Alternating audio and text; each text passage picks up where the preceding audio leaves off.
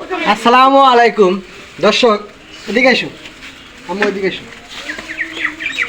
আশা করি সবাই ভালো আছেন। রোজা রমজান মাসের দিন, আজকের গ্রামের যে আসলে গ্রাম যে শহরের থেকে আর গ্রামের পরিবেশটা আসলে ভিন্ন ধরনের।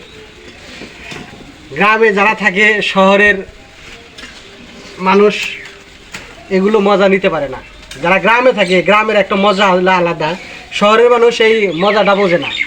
কারণ হলো শহরে বেগুন হলো 50 টাকা 60 টাকা কেজি।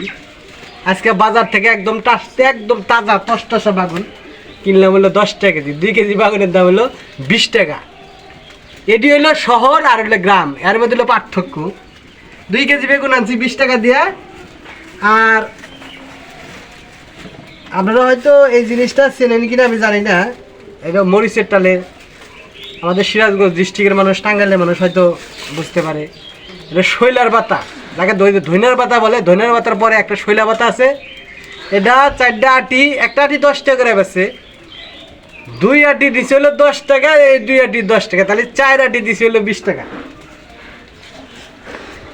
আর এই যে পেঁয়াজ, যা 50 টাকা কেজি পেঁয়াজ, আসলে বাজারে 50 টাকা 40 টাকা কেজি পেঁয়াজ। আমাদের এই বাজারে বর্তমান এই পেঁয়াজগুলো 30 টাকা কেজি। 30 টাকা পেঁয়াজ, 1 কেজি পেঁয়াজের দাম 30 টাকা। বর্তমান রমজান মাসে আলহামদুলিল্লাহ গ্রামের বাজারগুলোতে অনেক ভালো, তরু তরকারি কিনা অনেক শান্তি পাইতেছি। বাজারে অনেক দাম কম।